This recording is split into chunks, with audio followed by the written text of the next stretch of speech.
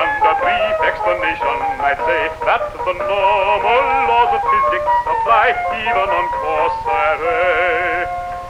Be not afraid, the air is full of voices, sounds, and sudden noises, but all for your delight. Voices of weird and cultured modulations, holding conversations all through the night. But whence do they come, and what's their destination? My imagination cannot comprehend. Is there not some imaginative theory indicating clearly what they portend?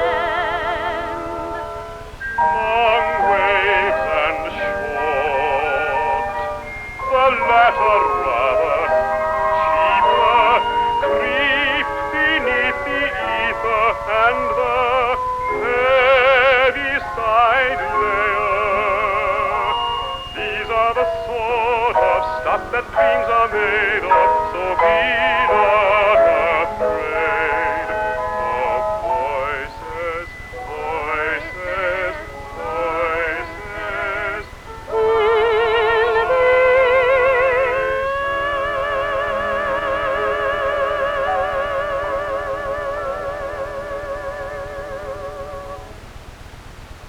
Thus Prospero, with no degree in radio telephony, did inadvertently confuse his issue, and did then excuse himself upon the private grounds that every isle is full of sounds.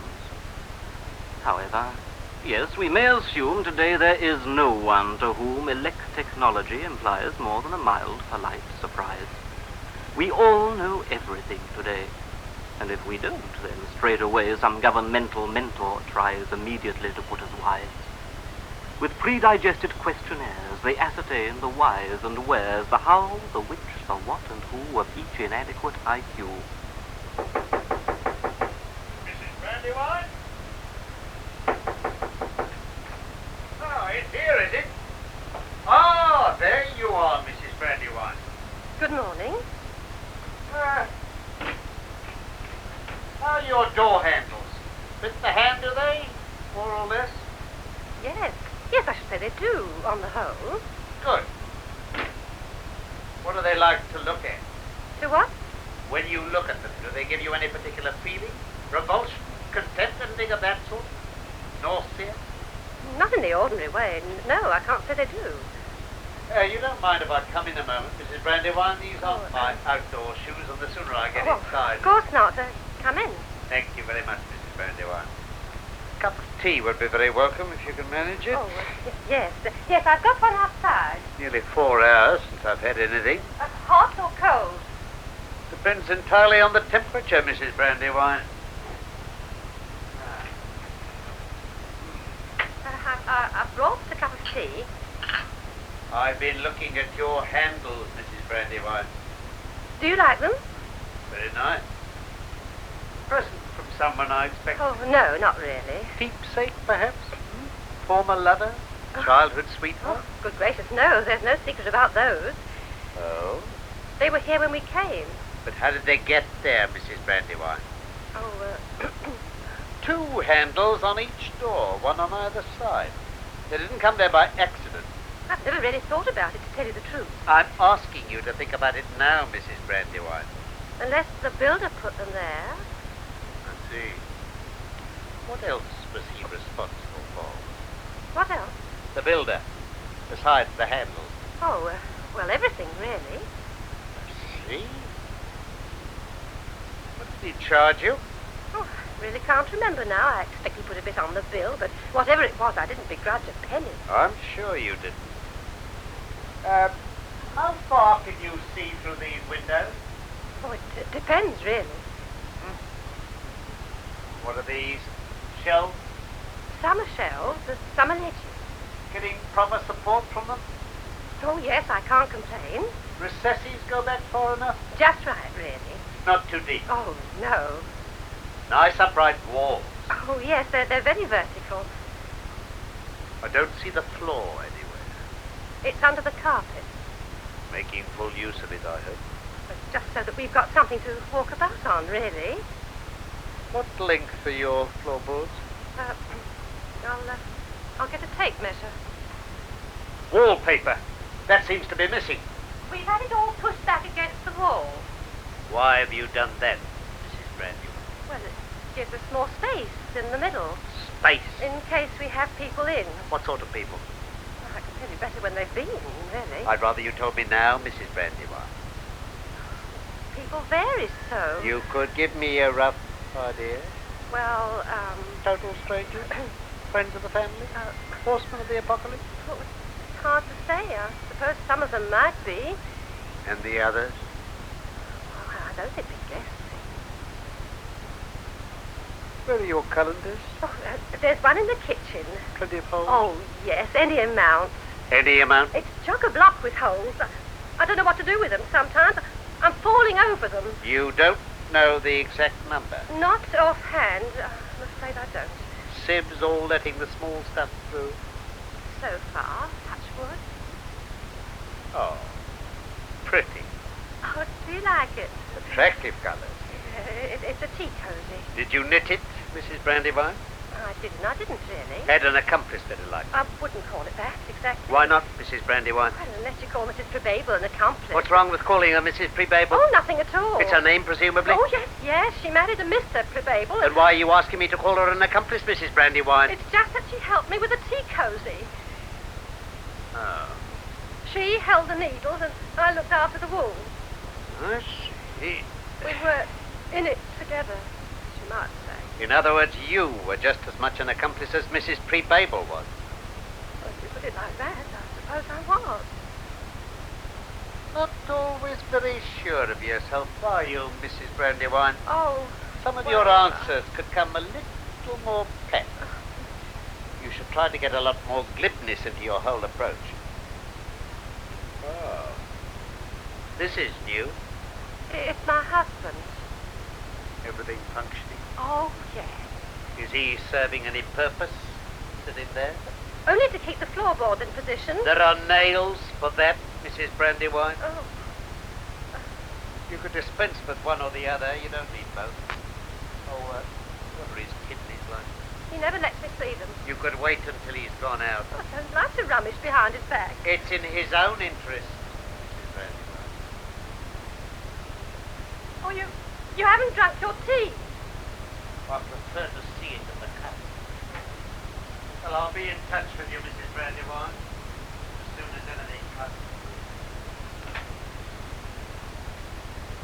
Relative? He didn't say.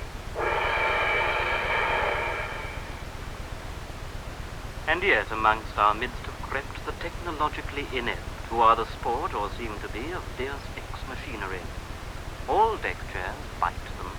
Kitchen bins attack their cracked, inexpert shins, and labor-saving gadgets seem to sap their elfin self-esteem. They multiply in countless ways the complications of their days, and are particularly prone to accident by telephone. It's all right, Mrs. Beady. I'll answer it. I'm expecting a call. It must be Joan this time. Hello? Hello? Hello? Are you Trafalgar Photo 73? That's me. Hello? Truck call for you. Good-o. I'll put you through. Go ahead. We're ready for you now. Talkie. It's fine to own a telephone when your love is far away. Hello? Hello? What's that you say? Press button A. Hello? It's me, sweetheart. Hello? I don't know where to start. I've got about a million things to tell. You got what? Hello? I miss you, sweet. Hello? We've got to meet. I'm sorry. I can't hear you very well. Oh, hell. The other night. Is that all right? I didn't mean the things I said. Hello? Oh, the ruddy line's gone dead. Hello? Can I help you? Oh, operator, I've been cut off. Just a moment, please. But hurry, please. It's a trunk call. Trying to connect you. You're through. Oh, don't even say that. Hello? It's me again. Hello? What happened there? I thought you'd cut me off without a word. Absurd. Hello? I would leave you flat. Hello? Oh, who is that? Northwestern Drainage Combine. Who? Uher. Hello? I'm sorry, dear. Roll bottom here. Is that you, Eisenstein? Hello? Hello? Hello? Hello? This call is mine. Get off the line. Hello? It's me, sweetheart. Hello? Hang on, wait a minute. Got about a million things to say. You've got what? Hello? I miss you, Get up the line. Hello? We've got to meet. I'm sorry, I can't hear you very well. Oh, hell. Hey, I can't wait. I've got to change. Hooray, I think he's gone. Hello? Hello? Now, darling, do go on. Well, what I really wanted to say was... Oh! Hello? Please end your Oh, call. no, that can't be all. We've hardly had a single clear reply. Hands up. Don't go. I've no more change. Oh, blow. We must arrange... I'll meet you here on Thursday. Right. Goodbye. Goodbye. Tomorrow night, if things go right, I'm going to be with her alone. Tomorrow night? Thursday? Oh, did she mean Thursday week? Operator! Hey, operator! Oh, what should I do without my telephone?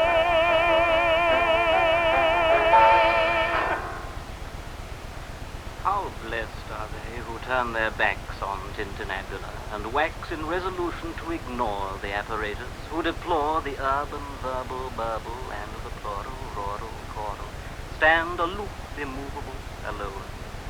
Preoccupations of their own improve their solitary hours. Secluded in salivary towers of taste, they merely sips and woos some superannuated muse, emerging only to impart the retail details of their art. Listen, for instance, to the purr of the contrapuntal composer. My now distinguished concerto for two tuning forks and piano. The work is for tuning forks in A and C, cast in 3 movements. Allegro con distrazione, andante con melancolia, and scherzo finale. One early record still survives within the BBC archives, played by Vanelli and Lavache with true panic. That is, panache. So now Lavache and Fernaldi on tuning forks in A and C.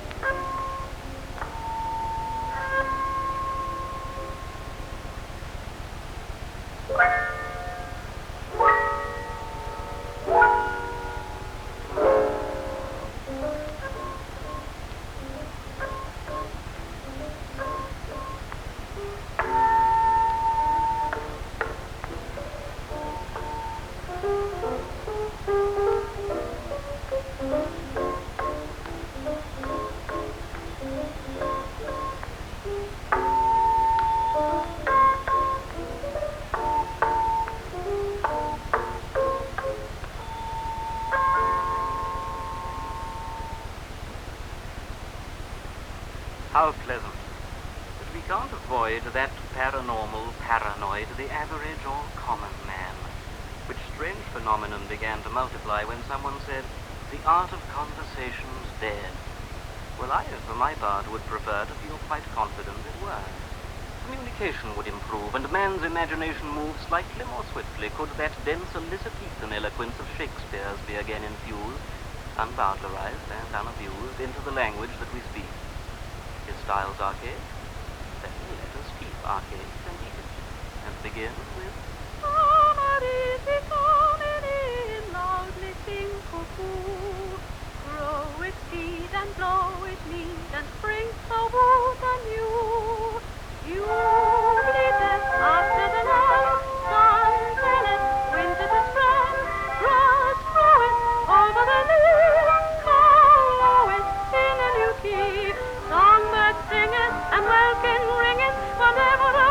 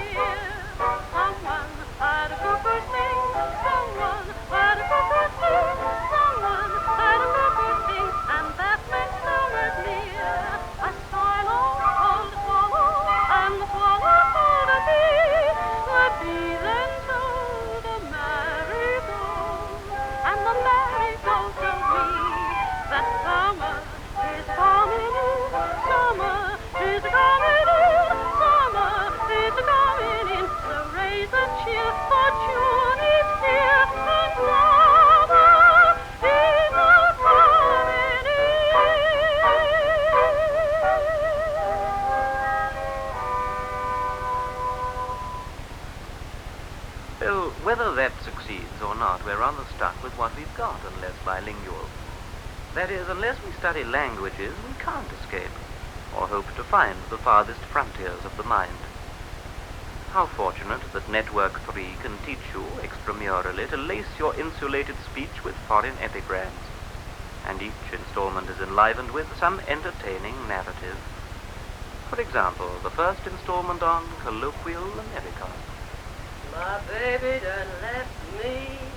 Miss Huggins is singing a typical American folk song in which she describes how she has been deserted by her infant child. Shove it! Do come in. Listen, you hot-head Sal Huggins, huh? Miss Huggins, I presume. So, you got a beef? Do you have cattle? Jeez, you sure got a crummy joint here. You certainly have a lamb chop. Ah, button up, rat. Adjust your clothing, you rascal. Button nothing, listen. I'm moving in on your rackets. I'm about to join your tennis club. In a pig's eye, you'll do it. We have a curious initiation ceremony. Look, I want my slice, see? I should welcome some cake. Oh, pipe down, will you? No smoking, please. You know Sadie Kowalski and me does the split. You're aware that Miss Kowalski and I are acrobatic dancers. Kowalski? Ah, that dame's just a broad. That lady has recently left the country. Maybe, but she's always on the level. She is invariably horizontal. Look, I want 30 G's. I require 30 horses. No dice. I already got 2 bums to support. The lady has an unfortunate affliction. Okay, you're going to the chair if I can fix it. I'll find you a seat if possible. All right. You asked for it, and you're getting it. Here is your request. Bang, bang. Here, hold this, Buster. Oh, me? Well, yes, certainly. Ah, Looks like a fair cop. It seems to be a blonde policeman. Okay, lady. Looks like I'm gonna have to pinch you. Excuse me, madam. I am about to take a liberty. Why don't you pinch him? He's got the rod. He has the fishing tackle. Oh, you mean me? Yeah, she means you. And she's right. Come on, Buster. Oh, but wait, I'm innocent. I didn't shoot that man. You're mistaken. Yeah, sure, I'm mistaken. And you're Whistler's mother. Whistler's mother? Good heavens. I've been framed. Now let us for once turn back the page and listen to the voice of age. Mature, reflective, unopposed, and philosophically composed to speculation, bows, and wits. The octogenarian tricyclist.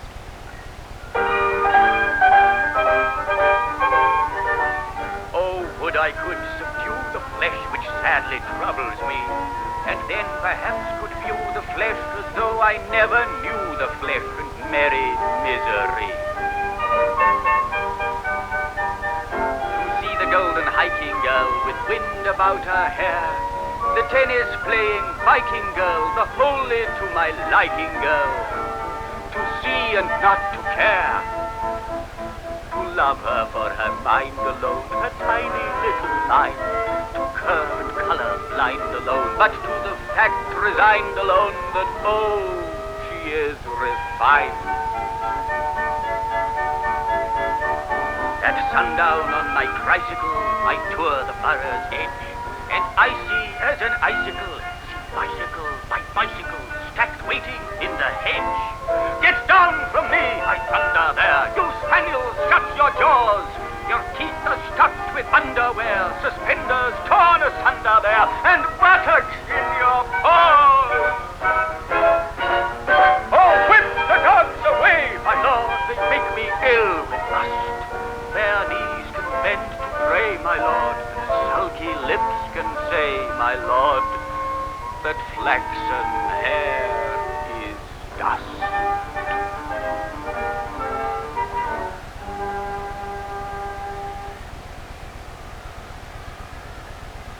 Now, here is the story entitled Don't Look Now, But Your Confidence is Touching, of a little English actress who had always known just how far she had to go if she wanted to get anywhere. And being a little English actress, she'd always wanted to get to America, even if she had to struggle through all the staterooms of a large liner to do it. So, before she was even halfway across the Atlantic, she'd made a small name for herself. And she had it engraved right next to her phone number on a lot of discreet little sweaters. But waiting to meet every boat that docks in New York City. There's always a whole network of society columnists. And no sooner had the first rope been thrown ashore than one of them was scrambling up it right into the arms of our little actress. And she said, Darling, how nice of you to come all this way down your column. Oh, my engagement ring just caught your eye. I'm so sorry. Yes, this is my cabin, and I'm taking you in just for a moment. Because I've never taken anyone in before, not even for a moment. Besides, I want to show you all my trinkets and how simple I really am deep down. Would you care to sit down? Look, would you please sit down? Look, you can either sit down or crawl right back into your network. I don't care. Well, all right. I'll sit down, too. Now, please, I'm going to show you my trinkets. This is just a simple little cheap glass ring. It was given to me by my childhood sweetheart. No, I never actually wear it, of course, because to me it is more precious than even the most vulgar diamond. You can quote me on that, won't you? And call me superstitious if you like, but I always wear this little native charm. Because I honestly believe it's not my talent, but my native charm has brought me all I ever really wanted. Yes, you can quote me on that, too. These are the stills from my new film about that old detergent. No, I've never made any really big pictures because I believe the whole art of film lies in these little unpretentious stories. Oh, I see you're beginning to know me. Just a simple little gin and whiskey. Thank you. You know, a lot of people wouldn't believe that underneath all these expensive clothes I'm just like any ordinary girl. But I can see you would. Thank you. Yes, I will have one or two little more. You see, I'm just nobody, really. And it's so wonderful to find somebody really influential who doesn't care how low he stoops. Yes, this is my simple little bank, but I don't think... Well, yes. I suppose the real secret of my success is that I have always known which side my bed was bartered. Would you mind helping me unquote? Hell, why is it that whenever I give an interview, I always end with an inverted? Now, turning with a smothered snarl from double entendre cordial, let us invoke one voice which is the master of periphrasis, that voice which launched 1,000 snores by parenthetic metaphors. Good evening. My name is, or rather, since I am a mere manifestation, was Henry James. In my time, I wrote many plays, monologues, critiques, pamphlets, feuilletons, and even one or two novels. Thus far, however, my one essay into the realm of the popular song has been ignored. This omission I intend, in my own style and with your permission, to rectify tonight.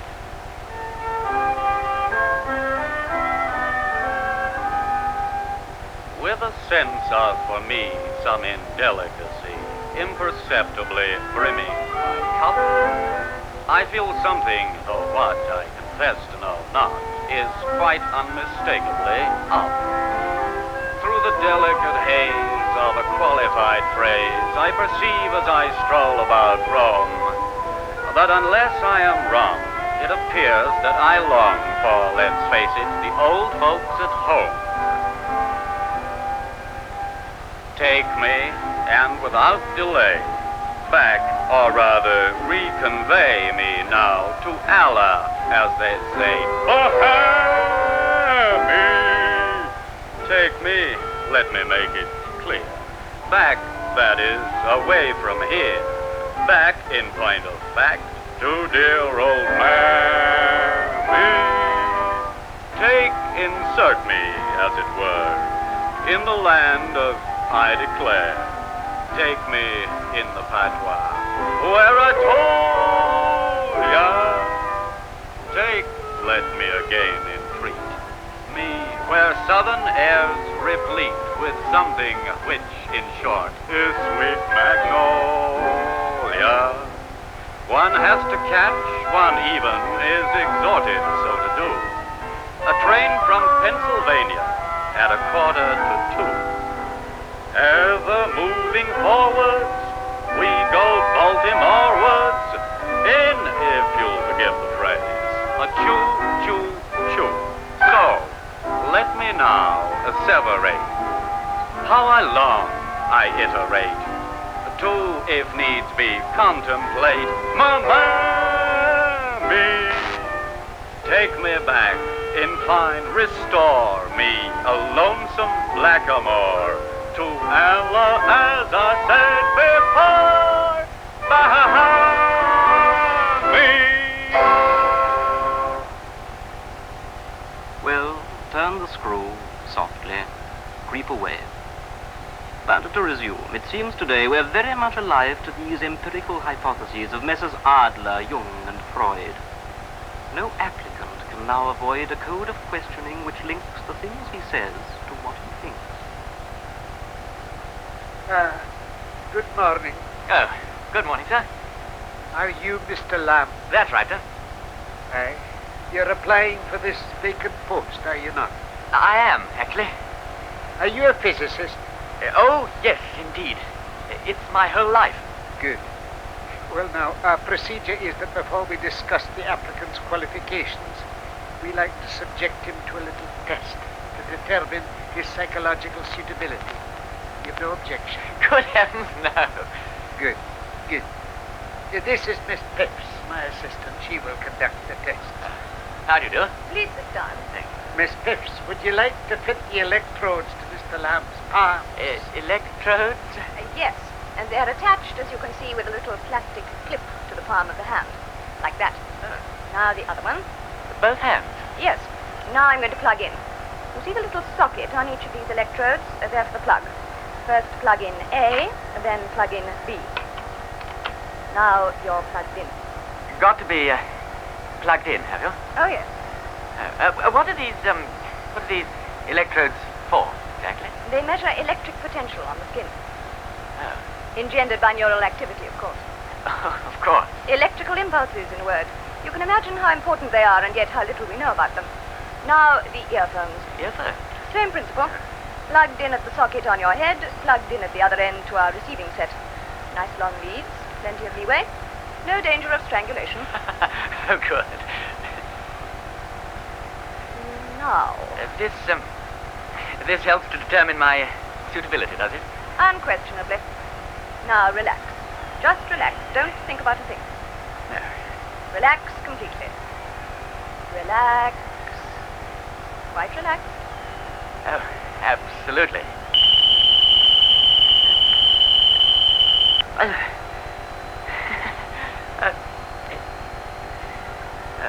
That was right in my earphone. Would you say you were an excitable person?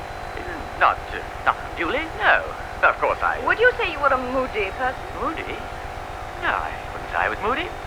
Well, sometimes, occasionally, Do you ever get fits of depression? Well, I wouldn't call them depression, exactly. Do you often do things you regret in the morning? Regret? The things I regret? Well, it depends what you mean by often, really. I mean, when you say often... Are you often puzzled by women? Women? Men. Men? Well, I was just going to ask the question about women. Do you often feel puzzled? Well, by women? Women? Men. Just a minute. Do you want separate answers or a joint answer? After your day's work, do you ever feel tired, edgy, fretty, irritable, at a loose end, morose, frustrated, morbid, unable to concentrate, unable to sleep, unable to eat, unable to remain seated, unable to remain upright, lustful, indolent, on heat, randy, full of desire, full of energy, full of dread, drained of energy, of dread, of desire? Well, it's difficult to say, really. Are you a good mixer? Well, you've touched on quite an interesting point there. Do you suffer from eczema, listlessness, or falling coat? Are you Virgo intacta? I beg your pardon. Are you Virgo intacta? I say, that's rather embarrassing. I mean, in front of a lady. Are you Virgo intacta? Yes, I am, actually. I make no secret of it. Have you always been Virgo Intacta? Yes, always. Always. From the word go? Go? Oh, yes, from the word go. Do women frighten you? Their clothes, their shoes, their voices, their laughter, their stares, their way of walking, their way of sitting, their way of smiling, their way of talking, their mouths, their hands, their feet, their shins, their knees, their thighs, their...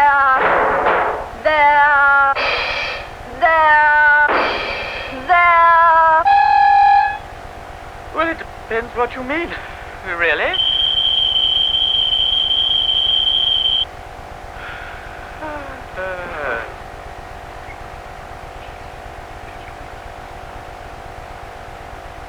Thank you very much, Mr. Lamb. We'll let you know. Well, there we are, or thereabouts. You know, this problem raises doubts concerning the human brain's innate ability to communicate with any other brain. You see, dissimilar vocabulary has played the very abuse and made relationships of man and maid as difficult as they can be with undeveloped ESP. To illustrate just what I mean, here is a most affecting scene which fairly frequently occurs. A fairly young man and the trying his owners.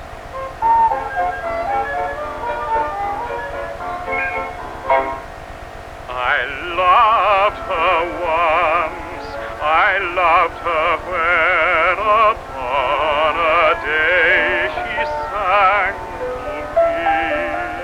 Quand je tire ma révérence, on est toi qui me l'y pense. A song of some vulgarity I never heard, nor have again, so low a song, so highly sung by one apparently so young, untutored in the ways of men. I loved her true, I loved her long.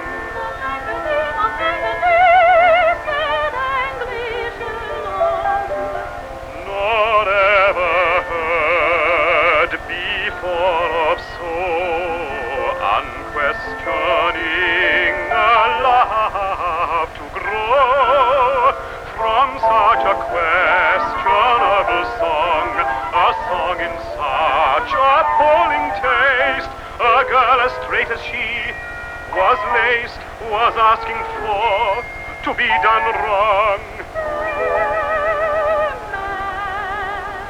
I loved her, yet I loved her not in any customary way.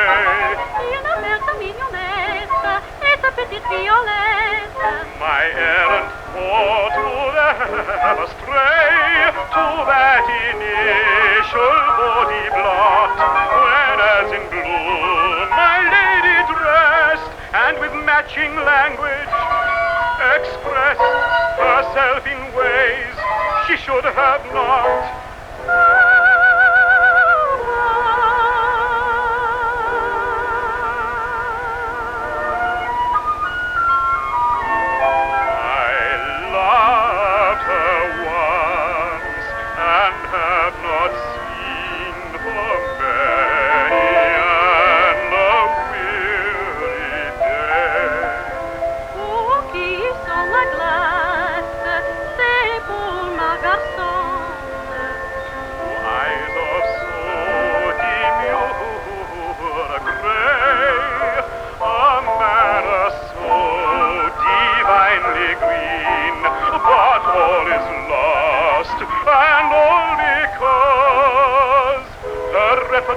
Distinctly was no better than it should have been.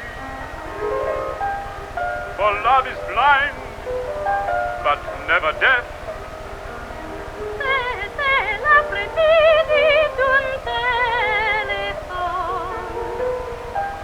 So lady, think before you sing some intimate, suggestive thing. Forbear to draw that fatal breath. Uneasy lies the honeyed tongue, which flings erotica among a virginally treble clef.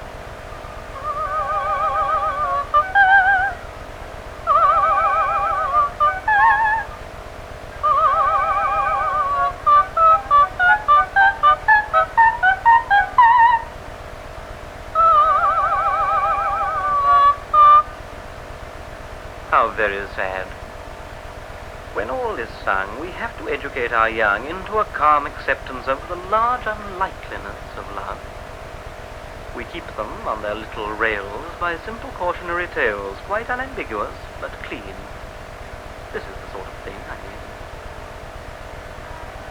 Once upon a time, in a little council house, there lived a nice little boy called Cecil. Cecil was a very good boy. He washed himself so hard that he shone like a bright new button.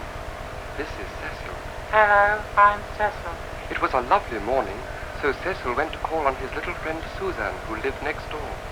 What a good girl Susan was. And because she was so good, she was happy all the time. This is Susan. Hello, I'm Susan. Susan was such a happy girl. She would laugh and sing and jump about and clap her hands and cry, Hooray, hooray. and Cecil would jump about and cry, Hooray, hooray. Have you noticed how alike Susan and Cecil are? That is because they are good. All good people are the same. If you've seen one, you've seen them all. What fun Susan and Cecil have, running round the house, stamping their feet and jumping in the air and shouting, Hooray, hooray, hooray, hooray. And Susan's mummy, who is in the kitchen, calls out to them. Shut up. What a deep voice Susan's mummy has. Has your mummy got a deep voice, children? You'll grow up just like your father, drinking and singing and kicking the furniture. Get out in the streets where you belong. Susan's mummy knows what's best. So Susan and Cecil run out of the house and into the road. And look who's here. It's the funny milkman. Susan and Cecil laugh and shout. Hello, Mr. Milkman. Hello, Mr. Milkman. The milkman is very nice and has children of his own. So he pats Susan and Cecil on their heads and says, Hello, Susan. Has your daddy gone to work? Susan nods her little head and laughs. Has your mummy got one of her headaches?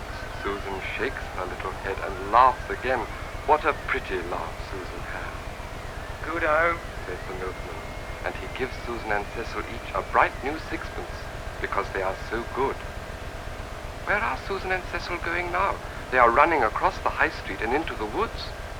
They are going to pick bluebells. All good children pick bluebells. It's one of the signs that mummies and daddies look out for. But look, children, who is the boy coming out from behind that tree? He is swinging a bicycle chain. Listen, he is singing to himself. I'm gonna rock around the clock tonight. Susan skips up to the boy, smiling and laughing. Susan has such a sunny nature. She is making a friendly gesture to the boy. Now the boy is making another gesture to Susan. Drop dead, Dicky Bird. Susan and Cecil do look puzzled, children. What does the funny boy mean, they wonder? What do you mean, funny boy? Says Susan. Go and jump in the river. Says the funny boy. Now Susan is a good girl and always does what she is told. So she takes Cecil's hand, and together they run across the meadow to the river bank. Now they are standing on the very edge. Are they hesitating? Yes, because they are only little and they are frightened. But Cecil is a wolf cub and knows that one must do what one is told. Isn't he a good boy? He smiles bravely to Susan, and their little hands clasped tightly, they close their eyes and jump. Oh, what a splash they make, children. The water does look cold and dirty, and ever so deep. What a pity Susan and Cecil cannot swim. Now they have disappeared. Do you know what that means, children? Yes, they have drowned. Help, help. I was wrong, children. Look, they are still struggling. But they will drown in a minute, as they have no one to help them. Weren't they brave? They were such good children. Now they are good and dead. Do you know what the moral of this story is, children? Yes. All good things come to an end. Shall we all think now, children?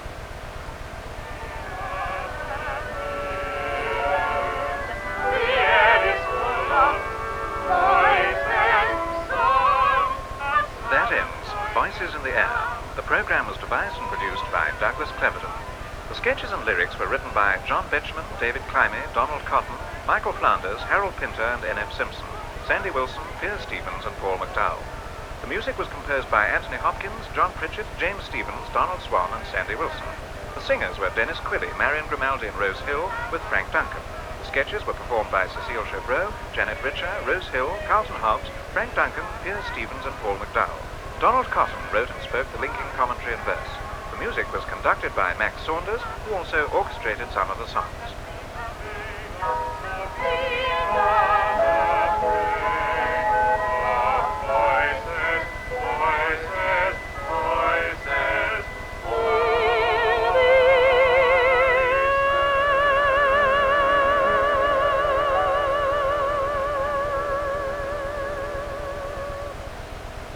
The program was recorded